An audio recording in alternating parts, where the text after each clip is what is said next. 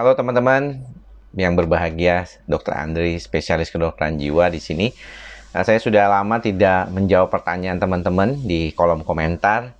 Saya akan coba lihat ya beberapa komentar-komentar yang mungkin baru saja diberikan dalam waktu 2 minggu terakhir ini.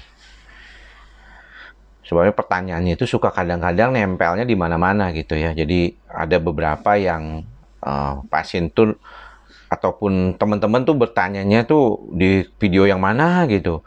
Kalau video jawaban itu sebenarnya sudah pernah dibahas, jadi jangan ditaruh di situ ya. Oke. Mana nih ya?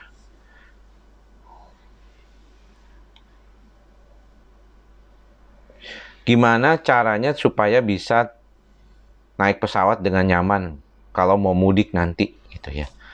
Ini menarik nih kalau mau mudik takut naik pesawat. Banyak loh orang gangguan cemas itu yang sampai nggak mau naik pesawat.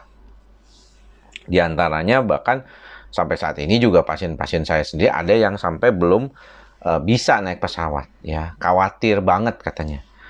Dan kalau seperti itu yang bisa dilakukan adalah mau nggak mau melatih ya. Dan apa dong kalau begitu dok? Ya pertama dikasih obat dulu supaya sensasinya tidak terlalu berlebihan gitu. Jadi biasanya begitu. Bagaimana cara menghubunginya dokter? Apa biayanya mahal? Wah, memang kalau saya sih membuat video ini karena salah satunya biaya konsultasi di rumah sakit itu mahal ya. Misalnya kalau di rumah sakit Alam Sutra itu 600 sampai 700. Itu di luar admin dan obat. Sedangkan di Seci itu bisa 800 sampai 1 juta. Tergantung waktu sebabnya ya. Itu yang seringkali saya bilang, saya membuat ini untuk membantu teman-teman mengerti dan memahami. Jangan selalu harus pergi ke dokter ya. Kalau memang masih bisa ditangani sendiri dengan baik, tentunya harus diperbaiki sendiri. Tapi kalau di tempat teman-teman itu biaya konsultasi, pengobatan bisa ditanggung oleh BPJS, maka jalani pengobatan. Karena jangan menunda pengobatan sampai parah. Kalau parah malah susah diobatinnya, ya. Oke, selamat pagi dokter. Anak saya mengalami schizophrenia. Saat ini sedang dirawat. Apa obat herbal bisa diberikan? Jangan. Orang schizophrenia, diagnosis schizophrenia, nggak boleh makan obat herbal, tidak boleh hipnoterapi.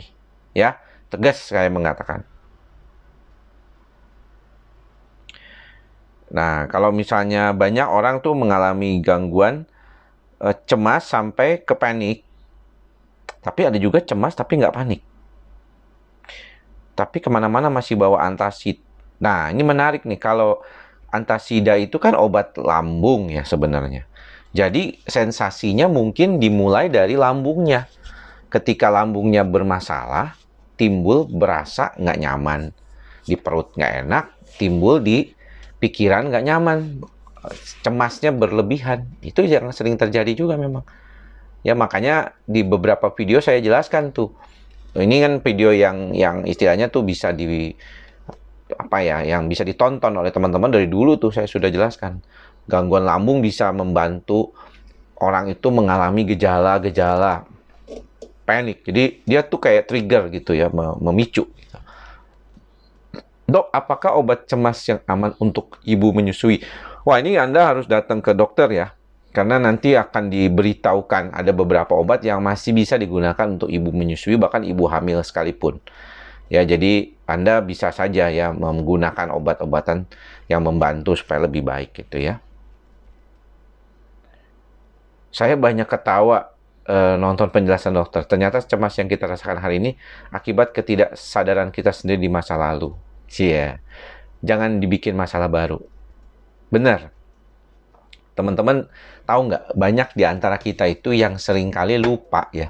Kalau apa yang kita lakukan di masa sekarang ini sebenarnya itu ya bagian dari apa yang akan terjadi di masa depan gitu ya. Kita kadang-kadang baru ingat kalau kita susah kan. Kalau lagi senang ya, kita banyak kehidupan itu kita lupa melatih diri. Karena kita merasa hidup kita bakal senang terus gitu ya. Padahal ternyata tidak ya.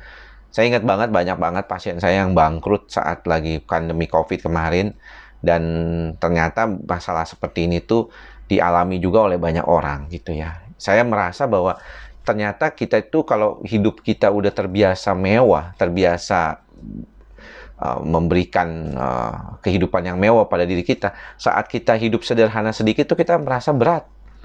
Hidup kita rasanya bilangnya kita nggak punya uang, kita tuh sengsara gitu. Padahal masih bisa makan, masih bisa ke mall ya, masih bisa jalan dengan mobil yang mewah gitu ya. Itu sih masih lumayan gitu ya.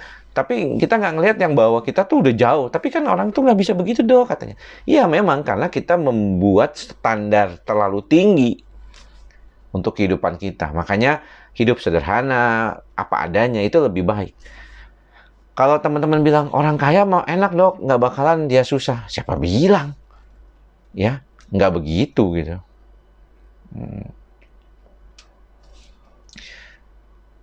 Saran dari psikolog saya, tidak usah banyak bicara, tidak usah terlalu banyak nonton YouTube dan main HP. Betul juga, terkadang ada beberapa orang yang terlalu banyak ya mendapatkan input-input dari sosial media, dari YouTube segala macam itu terlalu banyak itu. Akhirnya malah pusing sendiri. Ya, kebingungan gitu dianya. Ya buat apa? Kalau demikian, fokus saja sama apa yang bisa dilakukan. Terkadang ya kita tuh terburu-buru kepengen segera, pengen cepet gitu ya. Makanya karakternya itu bisa jadi karakter kita yang kurang baik gitu. Kadang-kadang sering terjadi itu. Makanya saya suka bilang sama teman-teman juga, melatih diri itu nggak gampang. Harus belajar, berfokus ya. Kemudian juga merubah sesuatu yang jelek gitu ya, itu nggak gampang ya. Saya sendiri belajar pelan-pelan. Kalau nggak, saya nggak bakal bisa menghadapi pasien-pasien saya gitu. Mencoba mengaktifkan hal-hal yang mungkin baik untuk diri kita. Melindungi diri kita dari hal-hal negatif. Meningkatkan kemampuan kita berpikir positif dengan mendekatkan pada hal-hal positif. Apakah mendadak kayak kekurangan oksigen sekilas entah pas lagi meditasi atau pas kebangun? Itu termasuk gejala psikosomatik? Bisa jadi ya, kalau tiba-tiba rasa kekurangan oksigen. Tubuh yang tidak fit juga kan sering membuat masalah seperti itu ya teman-teman ya. Makanya saya suka bilang jangan langsung makan obat dong. Harus bantu dengan cara supaya bisa lebih stabil kayak gitu. Ini saya sudah baikan banyak karena video edukasi Dokter Andri. Saya sudah tidak minum alprazolam semalam dan tidak pernah panik atau anxiety lagi. Semoga bisa stabil terus dan bisa cope sama pemicu cemas. Mantap ya. Ini kayak begini nih yang sebenarnya diharapkan dari menjadi subscriber. Ya itu sangat pengen tuh saya tuh. Kalau bisa memang demikian gitu. Kalau enggak ya sayang aja gitu ya. Sebenarnya bisa bantu diri sendiri tanpa harus makan obat kan dok? Bisa dong. Nih kita lihat nih, banyak banget nih pertanyaannya nih. Saya ada kecemasan berlebih sejak tahun 2018. Sudah 2 tahunan nggak pernah minum obat dari psikiater. Saya lagi kira, 2018 sudah 2 tahun tidak lagi minum. Saya kira itu sudah sembuh total bisa. Tapi setelah ibuku meninggal muncul kembali. Betul. Berarti ada pemicu yang dominan kan yang terjadi. Yaitu kehilangan keluarga gitu ya. Dan akhirnya dikasih obat lagi oleh SPKJ lebih bagus lagi. Jadi betul, nggak apa-apa ya. Terkadang ada pemicu yang datang, itu bisa membuat orang itu mengalami masalah. Jadi nggak problem, gitu. Dok, minta bantuan, saya mau konsul karena ketergantungan Riklona. Oh, silakan datang ke Rumah Sakit EMC Alam Sutra atau ke Rumah Sakit Seci kalau mau berobat. Tapi kalau mau berobat ke dokter yang terdekat, silakan. Wah, terima kasih nih Dokter Andri, benar-benar dokter panutan. Wah, thank you ya. Punya karakter yang jarang dimiliki oleh dokter lain. Terima kasih. Baru tadi sekitar jam 2.15 saya mengalami panic anxiety. Tiba-tiba jantung berdebar-debar, rasa seperti pucat. Nah, Arinda Astianti ya.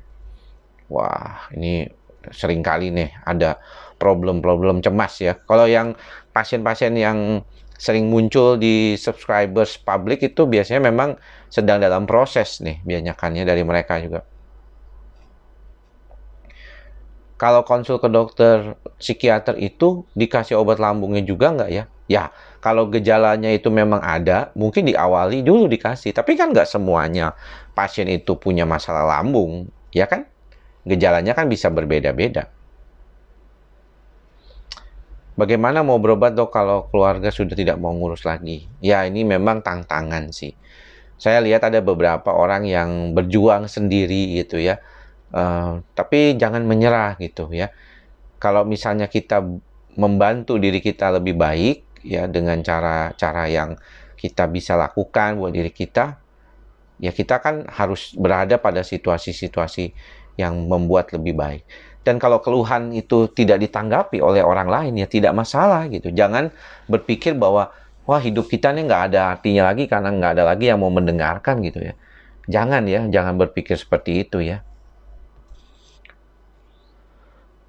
Saya kok masih sering banyak yang nanya praktek di mana ya? Padahal saya setiap membuka itu selalu diawali dengan, halo, saya Dr. Andri, spesialis kedokteran jiwa dari Rumah Sakit EMJ Alam Sutra, Tangerang. Dan sekarang di Rumah Sakit Secipik juga.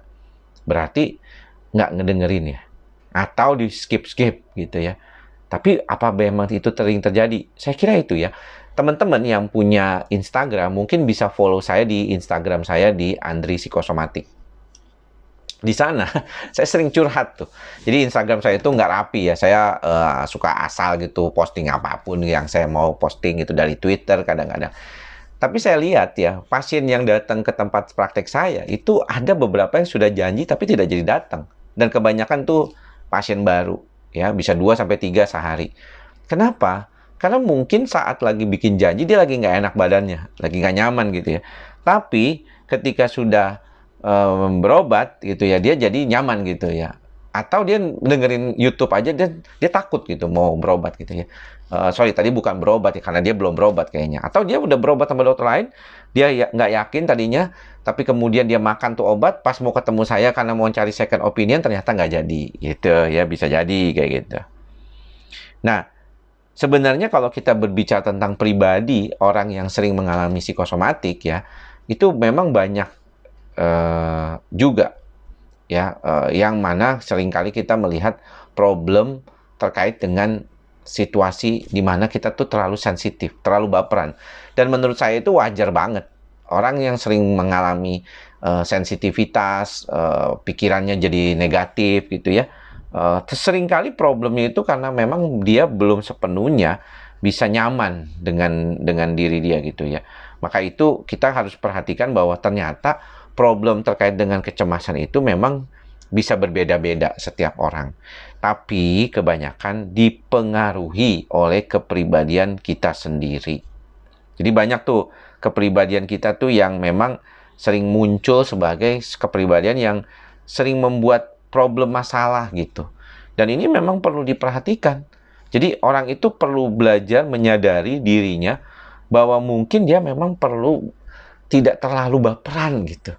Nggak boleh terlalu sensitif gitu, merasa dirinya nggak ada yang dengerin, merasa orang terbuang, merasa seperti kayak nggak ada harapan hidup lagi gitu ya.